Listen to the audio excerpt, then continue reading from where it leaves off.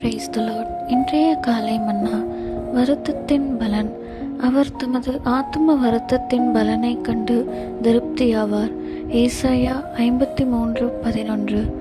பரிந்துரை செய்வதில் நமக்கு சிறந்ததோர் முன்மாதிரியாக நம்முடைய கர்த்தராகிய இயேசுவை நாம் இங்கு காண்கிறோம். நாம் எவ்வாறு வேண்டுதல் செய்ய வேண்டும் அல்லது ஜெபத்தில் பிரசவ வேதனைப்பட வேண்டுமென்ற விஷயத்தில் இது நம் மனதை பிரகாசிப்பதாயிருக்கிறது. மேற்கூறப்பட்டுள்ள வசனம், அவர் தமது ஆத்தும பிரசவ வேதனையின் பலனை கண்டு திருப்தியடைவார் என்று விரிவாக்கப்பட்ட ஆங்கில வேதாகமத்தில் கூறப்பட்டுள்ளது. தனது பிரசவ வேதனையின் பலனை தன் குழந்தையை கண்டு மகிழும் ஒரு தாயைப் போல நாம் பிரசவ வேதனையோடு ஜெபித்தால் அந்த ஜெபத்தின் பலனை கண்டு சில வேளைகளில் அது காலதாமதமானாலும் நாம் திருப்தி அடைவோம். நாம் ஜெபிக்கிறோம், ஆனால் அதன் பலனை நாம் காண்கிறோமா? நமது ஜெப ஜீவியத்தில் நாம் திருப்தியை காண்கிறோமா? இல்லையெனில் நாம் ஜெபிக்கிற விதத்தை மாற்றிக்கொள்ள வேண்டிய ஏற்ற வேளை இதுவே. கர்த்தராகிய இயேசு எவ்வாறு ஜெபித்தார் என்று பாருங்கள்.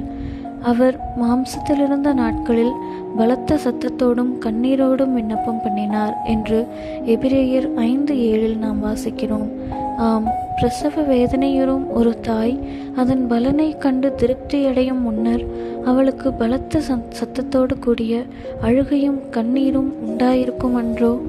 ஜெபத்தில் பிரசவ வேதனைப்படுதல் ஆதி அப்போஸ்தலரின் அனுபவமாகும் இருந்தது. சபைக்காக எப்பாப்பிரா எப்பொழுதும் ஊக்கத்தோடு ஜெபத்தில் போராடினார் என்று கொலோசியர் 4:12 வாசிக்கிறோம். அப்போஸ்தலனாகிய பவுல் தன்னோடு சேர்ந்து தனக்காக ஜெபத்தில் போராடும்படியாக ரோம சபையாரிடம் கேட்டுக்கொள்கிறார் என்று ரோமர் 15:32 வாசிக்கிறோம். நாம் நமது ஜெபத்தின் பலனை கண்டு திருப்தியடையும் வரையிலும் ஜெபத்தில் பிரசவ வேதனை அடைவோமாக.